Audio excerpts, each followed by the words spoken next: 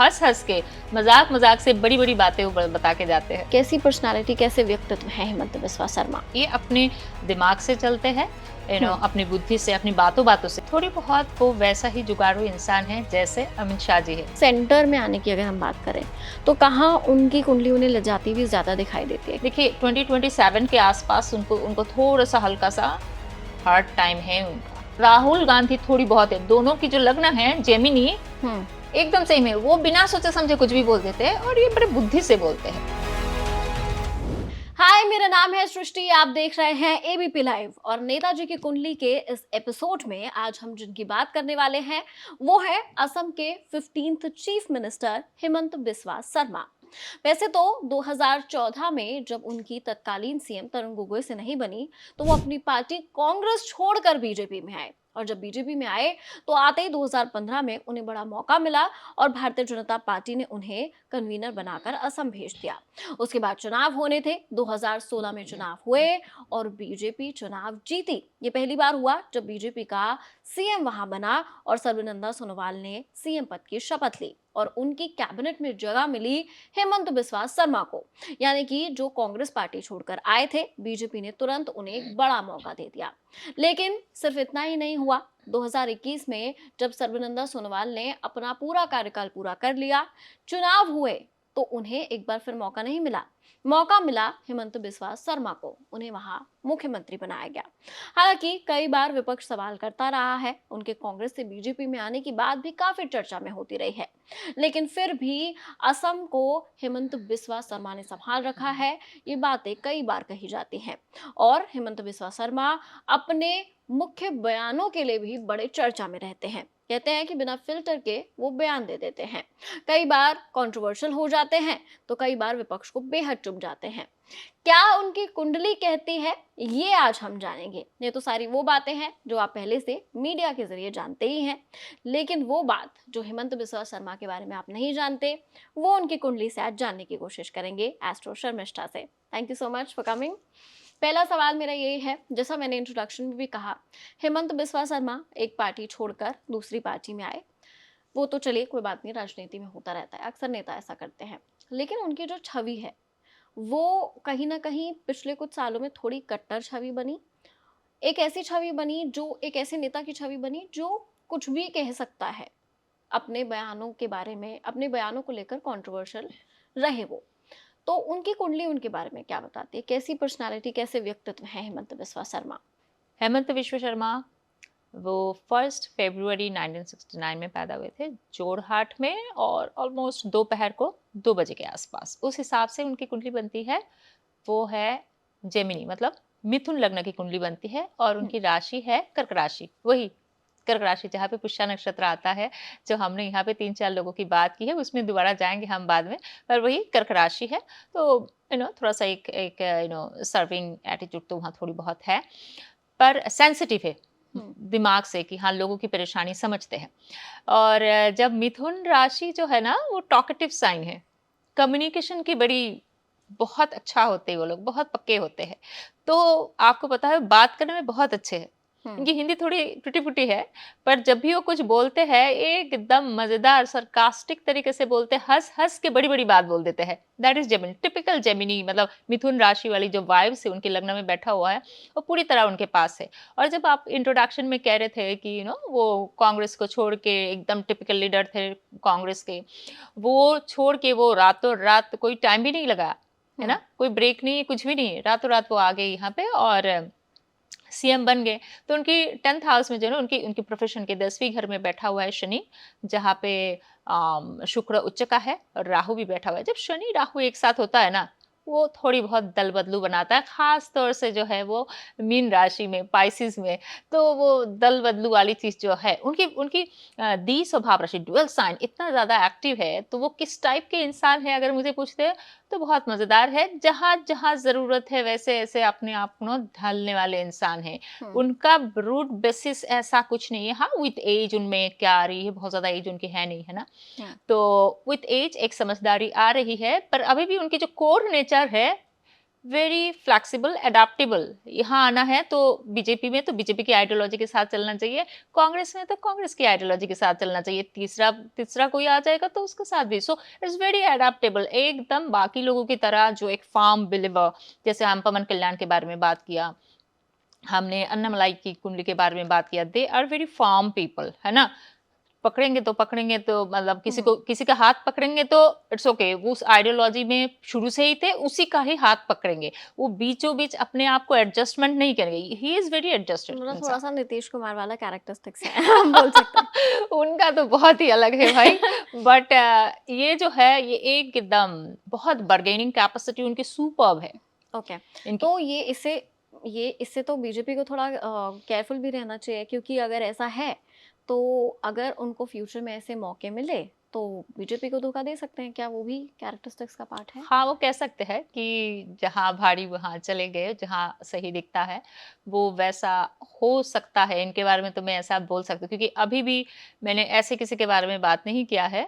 हमने शायद हम्म। नहीं बात किया है, जहाँ जहाँ है वहाँ थोड़े चले जाना। अपॉर्चुनिस्ट हैं, ये आप थोड़ी कहना चाह बहुत, रहे हो? Yes, yes, he is disclaimer, ये सिर्फ एस्ट्रोलॉजिकल पॉइंट ऑफ व्यू है, this is astrological not point a of view से हमें पॉलिटिकल लग रहा है पॉइंट ऑफ व्यू। कि हम्म। क्योंकि जब डुअल साइन बहुत ज़्यादा एक्टिव होती है ना, तो वो होते ही ऐसे जहाँ पे very adaptable, hmm. Very flexible.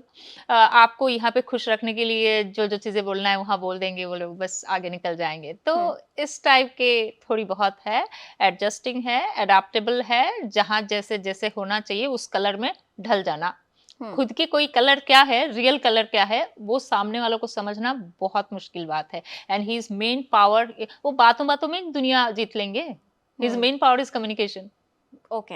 Language barrier है तो शायद हम इससे इतना कनेक्ट नहीं करते, क्योंकि डिफरेंट लैंग्वेज होती है तो आपको लगता है कि फिर भी कन्वर्सेशन, जब भी लेकिन वो आप बोल कॉन्क्लेव वगैरह में आते हो, एक-एक ऐसे-ऐसे बयान देते हैं, तो काफ़ी दिन में सुर्खियों में रहते हैं सुर्खियों और में रहते बहुत हैं। हँस-हँस के, मज़ाक-मज़ाक से बड़ी-बड़ी बातें वो ब बता के जाते हैं। ठीक है, तो कम्युनिकेशन उनका एक सबसे बड़ा स्ट्रॉन्गेस्ट मेन पार्ट है। स्ट्रॉन्ग ठीक है। पॉइंट है। जैसा मैंने इंट्रोडक्शन में भी बोला, उनका जो पिछला ग्रोथ रहा वो बहुत कमाल का रहा।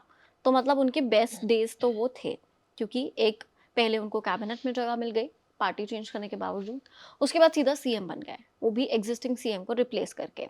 तो मतलब उस समय के स्टार्ट्स तो उनके बहुत बेहतरीन चल रहे थे।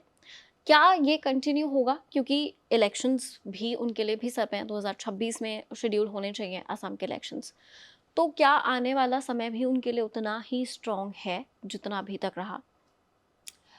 उनका टाइम जो है अभी, उनकी दशा के हिसाब से अगर मैं देखती हूँ, तो उनके अभी सही टाइम है, एकदम कोई घबराने की बात नहीं है। हुँ। और अगला आने वाला जो इलेक्शन है अगले साल, उसमें भी वो अच्छा करेंगे। अनटिल एंड अनलेस हमें ये नहीं पता कि डेट क्या है और ऑपोज़िशन के कैंडिडेट कौन हैं। हुँ। पर उनकी कुंडली अगर देखो तो he is going to do well, उनकी जीतने की काफ़ी संभावना है। क्या हेमंत बिस्वा शर्मा बहुत स्ट्रॉन्ग है इन द सेंस, जब उनसे जैसे आपने बोला कि आइडियोलॉजी अडैप्ट की उन्होंने जब हुँ। उन्होंने पार्टी चेंज की, तो लेकिन अगर हम उनका टाइम पीरियड नोट करें तो एक्चुअली असम में वो टाइम बहुत डिफिकल्ट था 2019 में, जब सर्बानंद सोनोवाल सीएम थे, क्योंकि उस टाइम पे सीएए इंट्रोड्यूस हुआ। और जो सबसे पहली बगावत की आवाज़ उठी थी वो असम में उठी थी, ऑल्दो उनके रीजंस एकदम डिफरेंट थे। उनके रीजंस ये थे कि अगर आप उन सारे लोगों को सिटीजनशिप दे देते हो, हालांकि रेस्ट ऑफ द कंट्री में हो रहा था कि सिटीजनशिप नहीं देनी है या सिटीजनशिप नहीं मिली हमें तो हम कहाँ जाएंगे, लेकिन असम में बात हो रही थी अगर आपने इन सब लोगों को सिटीजनशिप दे दी तो हम कैसे उन्हें अकोमोडेट करेंगे, क्योंकि सबसे ज़्यादा बॉर्डर्स वहाँ से टच करते हैं। हुँ। सबसे ज़्यादा जो प्रताड़ित हैं बांग्लादेश से आने वाले लोग हैं, वो सबसे ज़्यादा वहाँ से आते हैं।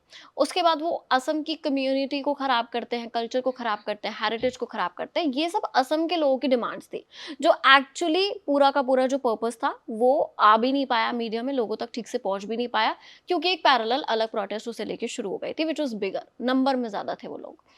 तो वो कहीं ना कहीं बहुत डिफिकल्ट टाइम था सर्बानंद सोनोवाल की गवर्नमेंट के लिए, लेकिन उसके बावजूद बीजेपी पावर में आई। हेमंत बिस्वा को रिस्पॉन्सिबिलिटीज मिली और उन्होंने बढ़ चढ़ के बोला कि हम लाएंगे, हम कराएंगे और आप देख लीजिए। तो क्या बीजेपी को ज़रूरत थी एक ऐसे स्ट्रॉन्ग हेडेड माइंडसेट के इंसान की जो ये सारी चीज़ कंट्रोल कर सके?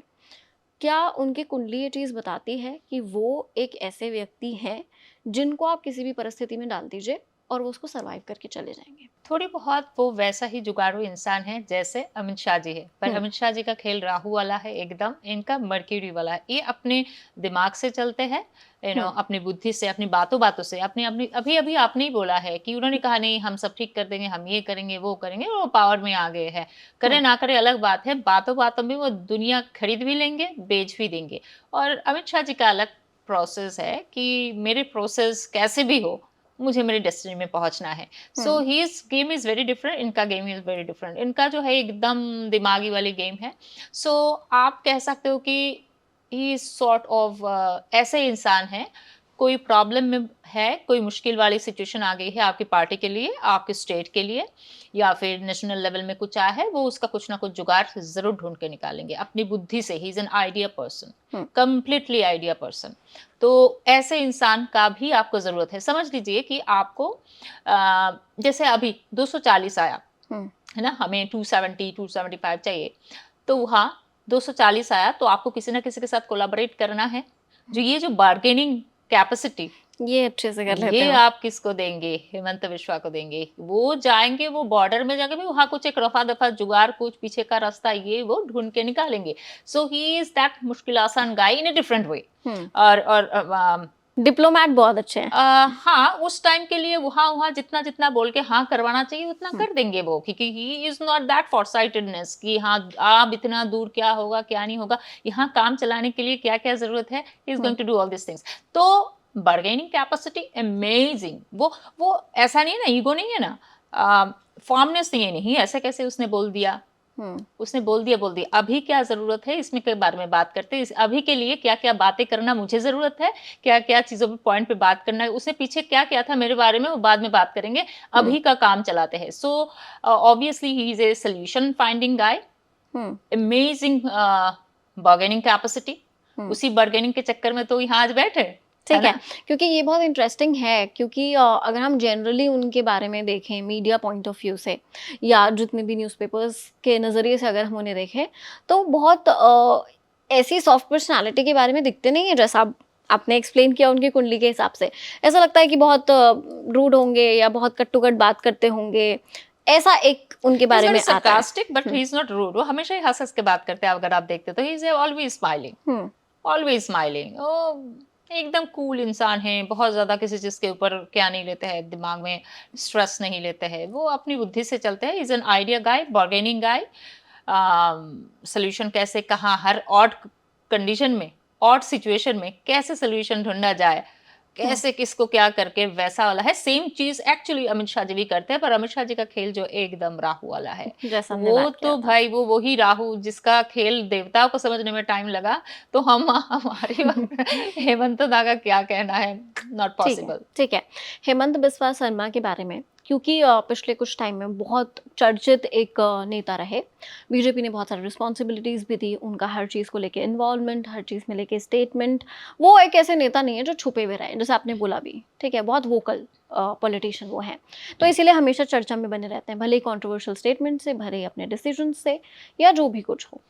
लेकिन हेमंत बिस्वा शर्मा को जब इतनी अटेंशन मिलती है, तो पार्टी भी कहीं ना कहीं उन्हें इस तरीके से देखती है। उन्हें कई बार सेंटर में लाने की बात कही जाती है। बात तो यहाँ तक हुई कि पार्टी प्रेसिडेंट बन सकते हैं। ऑल्दो फिर जो राजनीतिक दिग्गज होते हैं वो इसको इस तरह से देखते हैं कि क्योंकि वो कोर मेंबर ऑफ बीजेपी नहीं है, उन्होंने शुरुआत बीजेपी से नहीं की, तो इसलिए कहीं ना कहीं शायद पार्टी उनको नेशनल प्रेसिडेंट तो नहीं बनाएगी, पर लेकिन केंद्र में आने के चांसेस उनके हो सकते हैं इन फ्यूचर। अभी तो उन्होंने अपनी गवर्नमेंट को एक स्टेबल गवर्नमेंट बना दिया वहाँ पे। अगर बीजेपी जीतती है अगले साल, तो मे बी उसके कुछ डिसीजंस हो सकते हैं, हो सकता है चीफ मिनिस्टर को रिपीट करे, हेमंत बिस्वा शर्मा के चेहरे पर ही लड़ाई लड़े। पर लेकिन सेंटर में आने की अगर हम बात करें, तो कहाँ उनकी कुंडली उन्हें ले जाती हुई ज़्यादा दिखाई देती है, क्या असम में, या उनके सेंटर में आने की गुंजाइश ज़्यादा है? ये शायद हम तीसरे नेता के बारे में बात कर रहे हैं, जिनके बारे में सेम में बोलने वाली हूँ। इनका भी केंद्र में जाने की बहुत बहुत चांसेस है। एक हमने अन्नामलाई के बारे में बात किया, दूसरा हमने देवेंद्र फडणवीस के बारे में बात किया, और तीसरा पवन ये कल्याण, हेमंत बिस्वा। तो पवन कल्याण के बारे में पवन भी हमने कल्याण के बात बारे की। में भी बात किया। उनका कुछ ठीक ठिकाना नहीं है, वो खुद अच्छा, से होके उनके भी में कभी मतलब भी कह सकते हैं कंसिस्टेंसी कि नहीं है। हाँ। हो गया है मेरा, अब इसमें इस फील्ड में मुझे जितना जितना अचीव करना था, जितना करना था मैंने कर लिया है, bye bye I am going. Hmm. ये लोग यहाँ नहीं है, ये लोग यहीं पे रहने वाले हैं। तो हेमंत विश्व शर्मा जो है उनको तो लोग हेमंत दा बोलते हैं, क्योंकि वो असम की कल्चर के हिसाब से बंगाल असम लगभग सेम कल्चर है। So he is here to stay, और वो जाएंगे ही जाएंगे।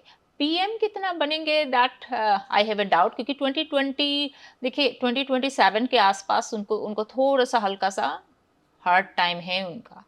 तो यहाँ ये टाइम उनको निकालना पड़ेगा 2027 2028। एक बार वो निकलेगा तब जाके हम समझेंगे कि वो कहाँ जा रहे कहाँ नहीं। सो 2028 के बाद हो सकता है उनका, पर ये 2 साल बिताना उनके लिए थोड़ा मुश्किल होगा। क्योंकि जिस टाइम पीरियड की आप बात कर रहे हो, अगर मैं रिकॉल करूं जब हम पीएम मोदी की कुंडली के बारे में बात कर रहे थे, तो आपने बोला था कि इस टाइम पे पीएम मोदी हो सकता है कि अपनी जो भी उनकी रिस्पॉन्सिबिलिटी है उसको छोड़ दे, लेकिन वो कहीं जाएंगे नहीं, वो एग्जिस्ट करेंगे, भले ही पीछे से एग्जिस्ट करें। तो ये एग्जैक्टली वो टाइम पीरियड है जहाँ पे आप बता रहे हो कि उनकी दशा थोड़ी सी खराब हो रही क्योंकि है। उनके वहां पे दिखता है ना कि एक ड्रास्टिक चेंज है, which is not very positive change, a bit negative change also, which is you will not be that comfortable। वो जो भी चेंज आ रहा है उसमें बहुत अच्छा उनका शाइनिंग कैप, उनका एक शाइनिंग फेज हम देखेंगे, ऐसा मुझे एकदम नहीं डज लगता ही है। Align right with PM Modi? क्या उनका कोऑर्डिनेशन है, उनके साथ बनता है? उनका सबके साथ कोऑर्डिनेशन है। मुझे पूछो उनका किसके साथ कोऑर्डिनेशन नहीं है। उनका किसके सबके, साथ वो नहीं जहाँ है? जहाँ कोऑर्डिनेशन करना चाह रही, यही तो बात है। किसी आप भी सिचुएशन इज में अ ढल जाने कोऑर्डिनेटर वाले हैं। गाय, इज अ हाँ। कोऑर्डिनेटर गाय। आप इनको यहाँ भेजेंगे कि यहाँ जाके इनके साथ हमारा कुछ अच्छा डील करवा दो, is a deal making guy, not deal breaker guy. Is a okay. Deal making है, डील को क्रैक करके आएंगे जहां भेजेंगे। तो उनको मोदी जी के साथ उनका हमेशा ही अच्छा व्यवहार रखेंगे। मुझे नहीं लगता है कि एकदम आपको, मतलब इतने दिन हो गए, आगे आने वाले टाइम में भी आपको कहीं नहीं दिखेगा, कि कहीं सुनाई में भी नहीं देखा, and really he is like this. उनको उनसे कोई परेशानी नहीं होगी। अगर जो परेशानी भी होगी वो जैसे तैसे इस चीज को एक एडजस्ट कर लेंगे। ठीक है। अगर इससे मैं कनेक्ट करूं कि हम हर जैसे पॉलिटिशियन के बारे में जानने की कोशिश करते हैं कि अगर वो इस पोजीशन पे नहीं होते तो क्या ऑल्टरनेटिव करियर उन्होंने चूज़ किया होता। ऑल्दो मुझे खुद इससे कुछ चीज़ें समझ में आ रही हैं, क्योंकि जैसा आपने उनकी पर्सनालिटी के बारे में इतने डीपली बता दिया है कि ऐसी कैरेक्टरिस्टिक्स उनकी हैं, लेकिन फिर भी आपसे मैं पूछूंगी कि क्या उनके लिए सबसे सूटेबल प्रोफेशन होता अगर वो पॉलिटिशियन नहीं होते? कोई भी फील्ड की, एनी फील्ड जहाँ पे आपको जाके डील क्रैक करनी है, कम्युनिकेशन की काम लगाना है, आपको जाके क्लाइंट से बात करनी है, वो उस क्लाइंट के सामने 1000 करोड़ की सपना दिखाना है, कि कुछ अनरियलिस्टिक सपना दिखाना है, कुछ भी करना है, कैसे भी करना अनरियलिस्टिक है, सपना। आप उसको डील को क्रैक करो। आप उसको सेल्स दीज दैट हर चीज उनमें आता है। कुछ भी चीज बातों बातों से जीत के ले आना, कम्युनिकेशन का जो स्ट्रेंथ, आइडिया की स्ट्रेंथ, अडेप्टेबल होना, वहां पे जाके सामने वालों को, many people what happens, they have lots of talent, पर अचानक उनका ईगो आ जाता है। अरे ऐसे कैसे बोल दिया है, आपकी डील अच्छी चलती चलती चलती अचानक एक बात के आपका दिमाग इतना खटकता है, ऐसे कैसे, इतना कुछ हमने अच्छा बात किया और उसने ऐसे कैसे बोल दिया है, and hmm. Then you break everything. ना हम्म। ना, वो ऐसा नहीं है, एकदम नहीं है। सो ये जो मक्खन वाली पर्सनालिटी है उनकी, बस उसके अंदर जो भी आ जाता है वो, you can say that he is a coordinator, he is a mediator, कुछ भी उनको बना सकते हो। क्योंकि आप बोल रहे हो कि हमने जितने भी पॉलिटिशियंस के बारे में बात की इस सीज़न में, उसमें बहुत सारे पॉलिटिशियंस ऐसे रहे, जैसे अभी आपने कोट भी किया कि वो सेंटर में जाते हुए नज़र आ रहे हैं and they all are connected with BJP. तो are we seeing that fortune also कि बीजेपी भी रिमेन करने वाली है सेंटर में? क्योंकि एक कब एंटी इनकम्बेंसी की हम बात करते हैं, कब की बात कर रहे हैं? 2029 की हम Exactly. बात कर रहे हैं। BJP is here to stay for next 14, 15 or 16 years till the more. time, yes, yes, this is on camera. Till the time Jupiter is not reaching Cancer, लगभग यहाँ से आप पकड़ लो 14, 15 years more, वहां लेकिन ये तो जाके बहुत बीजेपी के लंबा लिए। टाइम है, क्योंकि किसी भी पार्टी के लिए स्पेशली आज की डेट में अगर हम उसको कांग्रेस के कार्यकाल से कंपेयर करें तो वो सही नहीं होगा, क्योंकि उस टाइम पे हम बहुत बहुत डेवलपिंग फेज में थे, वी वर रियली न्यू। उस टाइम लोगों को सरकारें चलानी आती भी नहीं थी, जो सत्ता में थे वो भी सीख रहे थे with experiments with decisions and everything. लेकिन अब हमारे पास एक प्रॉपर चिट्ठा है जिसको हम पढ़ सकते हैं, जान सकते हैं कि ये गलती नहीं करनी है, ऐसे चलाना है, ऐसे नहीं चलाना है। उतने ही समझदार जनता भी हो गई है, उसको भी पता है क्या करना है क्या नहीं करना।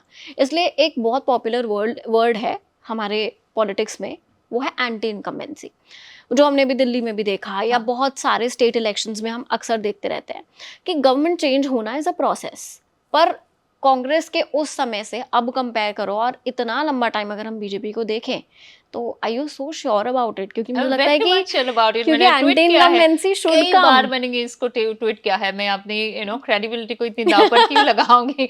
मैं बीजेपी के लिए अपनी क्रेडिबिलिटी दाव पे नहीं लगा सकती। मुझे तो प्रेडिक्शन से मतलब है ना, my hmm, prediction should come true. So BJP is here to stay for long long time. हाँ, वही कभी कोalition से, कभी कुछ। एंड आपको जो लग रहा है आज का टाइम देख के कि हम्म, हाँ, Bharat is going to be the fourth economy in the world, हम जापान को क्रॉस करने वाले हैं इसी साल या फिर अगले साल के स्टार्टिंग में, जो भी कुछ हो, ये सब आपको दिख रहा है। वर्ल्ड वर्ल्ड का जो एक डेकोरम सिस्टम है ना, हम्म, वो चेंज होता जा रहा है। इस साल से अभी देखिए पीओके शुरू हो गया है, वहां पे हो सकता है ईरान के ऊपर स्ट्राइक होगा आगे जाके, चाइना शायद ताइवान के साथ जुलाई अगस्त के आसपास कुछ करेगा। तो so many things are going on. तो अभी जो आप कह रहे कि जनता के पास बहुत सूझबूझ है, जनता उस चीज पर नहीं रहेगा कि कुछ सूझबूझ दिखाए। सो नेक्स्ट 14-15 ईयर्स और 16, मतलब उसी तरीके से, मतलब नॉट लेस देन 10 ईयर्स, मेरे कहने का मतलब BJP is here to stay for this long.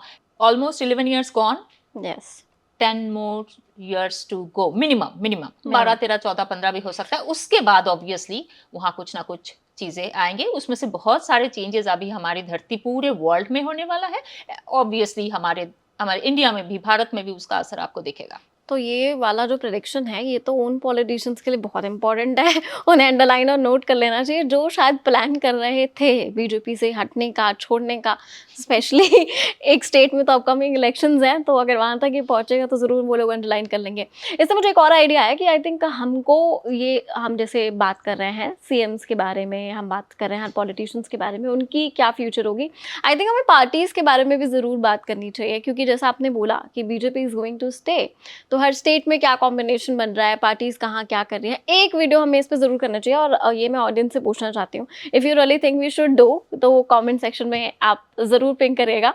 ये हम यहीं पे खत्म कर रहे हैं। हेमंत बिस्वा शर्मा पे कोई लास्ट कमेंट आप करना चाहें अबाउट हिम? हर पार्टी में ऐसे एक इंसान होना चाहिए। एकदम नहीं, आपको हर टाइप के लोग चाहिए ना। आपको एक ऑर्गेनाइजेशन को चलाने के लिए कोई सेल्स देखे, कोई ऑपरेशन संभाले, है ना, कोई एडमिनिस्ट्रेशन देखे, कोई क्लाइंट रिलेशनशिप मेंटेन करे, कोई एकदम सेवा भाव में, देश का सेवा में आपको जितना टास्क दिया जाए उतना वो सर्विस ओरिएंटेड हो, टास्क करे। तो हर टाइप के लोग आपको चाहिए, and he is one of them. मतलब ये जो फ्लेवर है, मुझे नहीं लगता है कि थोड़ी बहुत, शायद मैं अश्विनी वैष्णव जी की हॉरोस्कोप कभी देखी नहीं हूँ, क्योंकि ऑथेंटिक हॉरोस्कोप मुझे नहीं मिला, पर उनकी पर्सनालिटी से कभी कभी ऐसा लगता है। But he is the one, BJP में दूसरा कोई नहीं है। एक्चुअली ऐसे ही बहुत आराम आराम से चलने वाले राहुल गांधी थोड़ी बहुत है। दोनों की जो लग्न है जेमिनी, एकदम सही में वो बिना सोचे समझे कुछ भी बोल देते हैं, और ये बड़े बुद्धि से बोलते हैं। दोनों की डिफरेंस तो है, बहुत डिफरेंस है। ठीक है, तो कंक्लूड कर रहे हैं इस एपिसोड को यहीं पर। और जैसा मैं अंत में आपसे हमेशा कहती हूँ कि फीडबैक जरूर दीजिएगा कमेंट सेक्शन में, और नेताजी की कुंडली में अगला एपिसोड आप किस पॉलिटिशियन के बारे में देखना चाहते हैं ये भी जरूर बताइएगा। ये एपिसोड आपको कैसा लगा कमेंट सेक्शन में लिख दीजिए। देखते रहिए एबीपी लाइव।